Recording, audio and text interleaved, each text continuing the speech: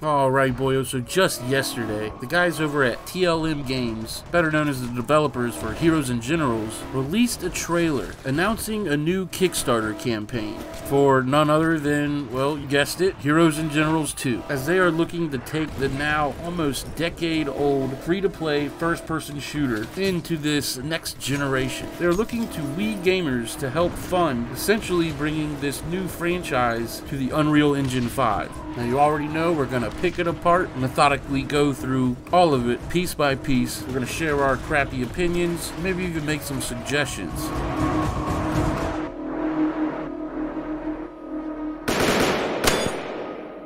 What is up, everybody, and welcome to the Mil-Simp tack shooter and history-based gaming channel, home of the weekly Steam Key giveaway. There is no better time to be a viewer of the channel. Make sure you subscribe and turn on notifications, and if you are new around here, just stay tuned till later in the video for details on how to enter the giveaway. Alright, what's up all my Mil-Simperinos, cash gamers alike? Before we get into this, I'm going to start off by saying I am not a huge fan of Heroes and Generals to begin with. I know there is a handful of gamers that really do love the game, but those of y'all that have been around here for a while know I'm more into the realistic, more immersive style games. Now I will say Heroes and Generals does have a lot of realistic qualities like ballistics, realistic behavior for different tank shells and how they penetrate or ricochet, but for the most part the game leans towards being an arcade shooter. And another thing I want to get out of the way right here at the beginning is that it claims to be an MMO FPS. And again, maybe some MMO qualities, but it's not an MMO. World War II Online is an MMO with a literal half-scale map of Western Europe with months-long consistent wars, no loading screens. Thousands of players could all fight for the same town if they wanted to. That's an MMO. Heroes and Generals does what a lot of games claiming to be MMO does, like Warframe. I know there's a bunch of others, but it's basically like a big massive map. However, when you load into the first person gameplay, it's regulated to like 32 players or 64 player server, and there's many different servers. You know, Foxhole is another example of an actual MMO,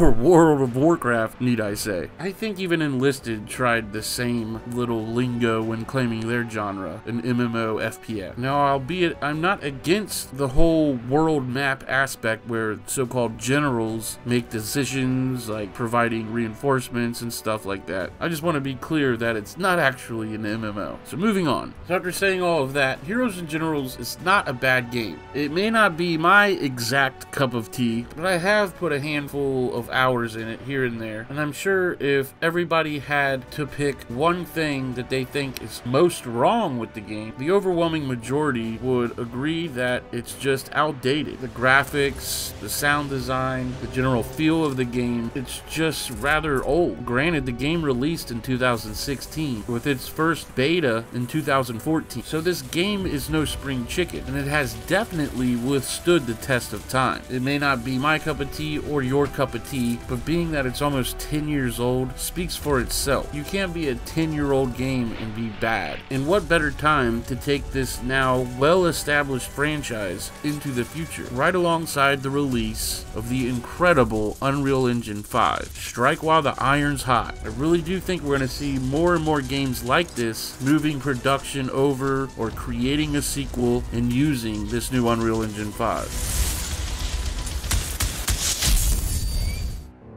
We shall fight on the beaches, we shall fight on the landing grounds, we shall fight in the fields and in the streets, we shall fight in the hills, we shall never surrender.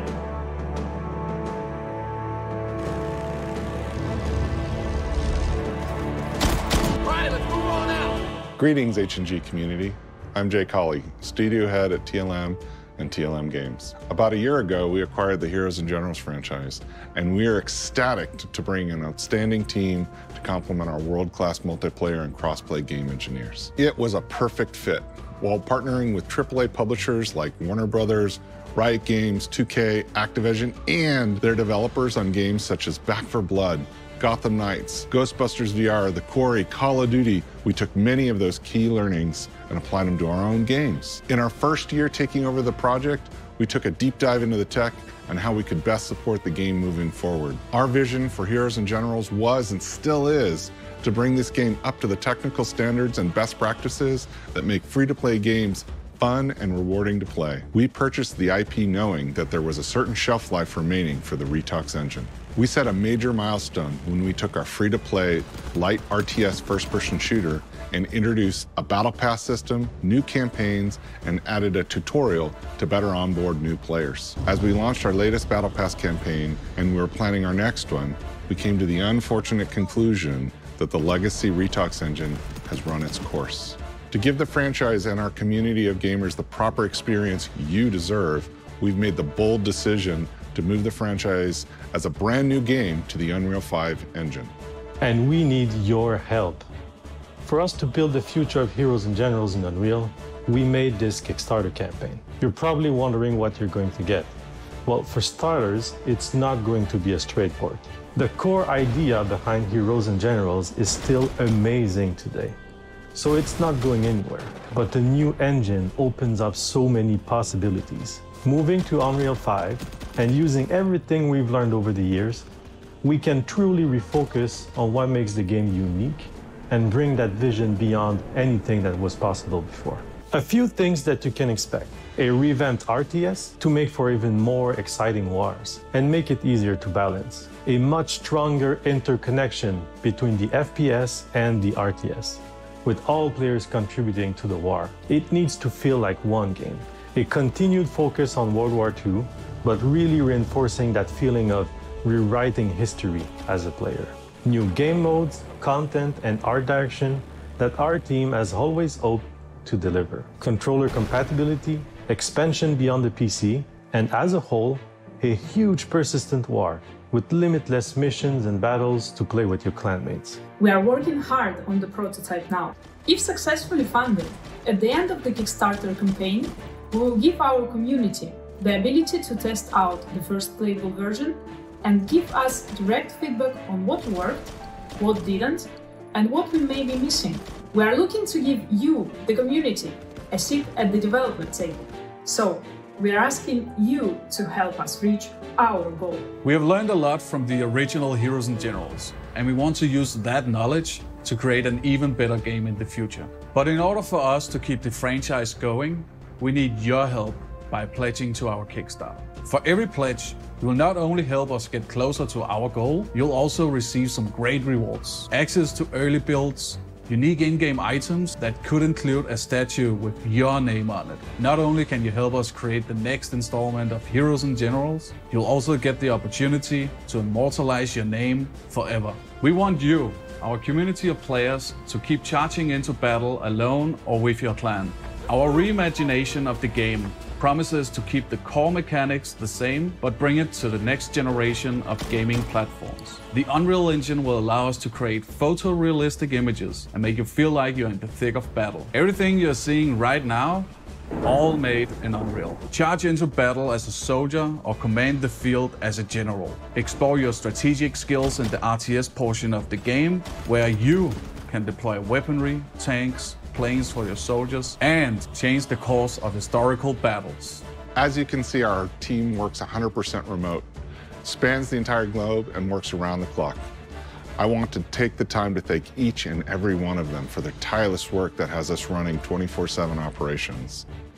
It will take our entire team about 6 months to create this amazing prototype. So, will you help us take Heroes and Generals to the next generation of battles?